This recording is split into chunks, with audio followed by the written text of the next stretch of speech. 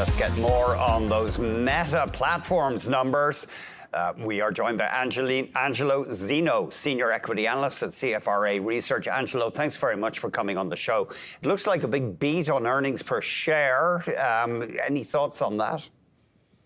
Yeah, so it was a really nice beat all across the board, to be honest with you. But I'd say the most what we really care about is on the revenue side of things. Kind of grew 22%, and that really kind of translated towards greater leverage at the bottom line. I mean, they continue to keep OpEx at a fairly healthy level after cutting significant cuts here over the last 18 to 24 months or so.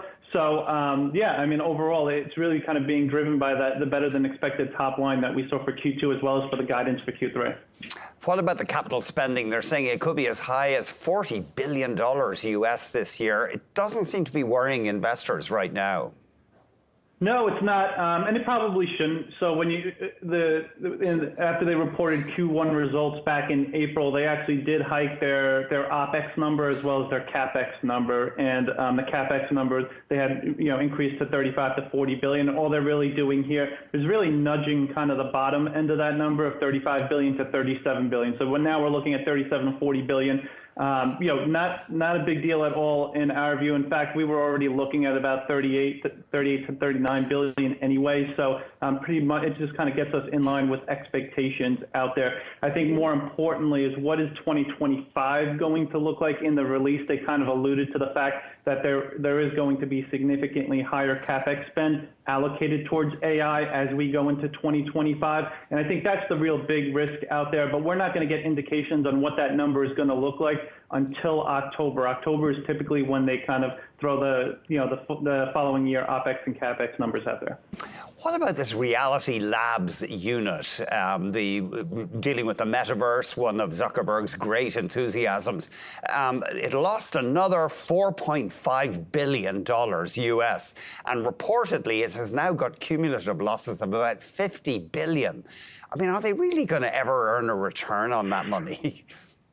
Yeah, I mean, listen, it is their long-term vision out there. I mean, Zuckerberg did rename the company, right, Meta Platforms. So it's tough for him to kind of walk back that at this point in time. But he remains a big believer in terms of the metaverse. And, the run rate probably right now is they're losing about $15 to $20 billion on an annual basis. So they are bleeding a ton of money on that side of things in order to kind of invest for the future.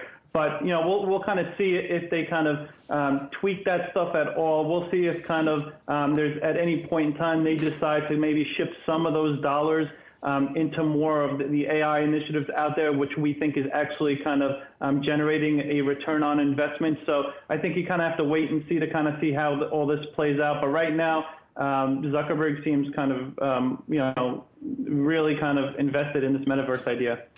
Now, their advertising revenue was up 22% year over year, like their total revenue, to 38 billion.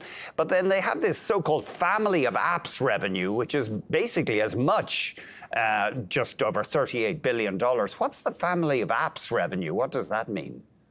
Yeah, I mean, the family of apps is essentially their kind of their revenue that they're generating kind of across their different major platforms, right?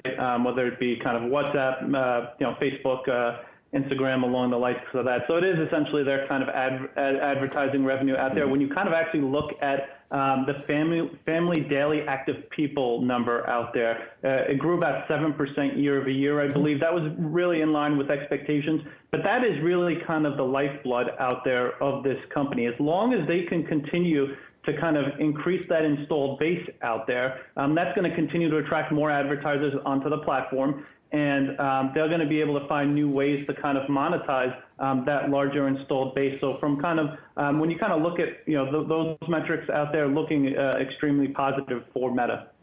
Average daily users, 3.27 billion, up 6.5% year over year. I mean, the scale of this company is unbelievable.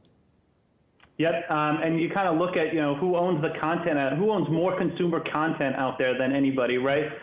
It really is Meta, and it really is a company like Alphabet. Those are kind of your two ultimate kind of consumer companies out there that really kind of have access to a ton of your information. And as a result, they're kind of viewed as are going to be two of the biggest winners out there, we think, kind of in that AI kind of war in the clouds.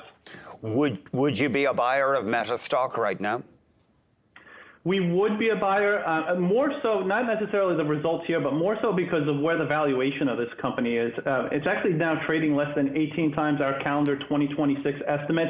And if they can continue to post healthy results like this, and it doesn't even need to be growth rates like this, we do expect growth rates to continue to decelerate here through the second half of the year and as you go into 2025, because the comparisons do get a lot more difficult. But that said, when you look at the valuation of this company and how much cash they're generating, we continue to be very positive and constructive on the shares, but definitely be prudent and mindful of the fact that they are going to significantly hike their CapEx spend, we think, later this year when they kind of give that 2025 guidance.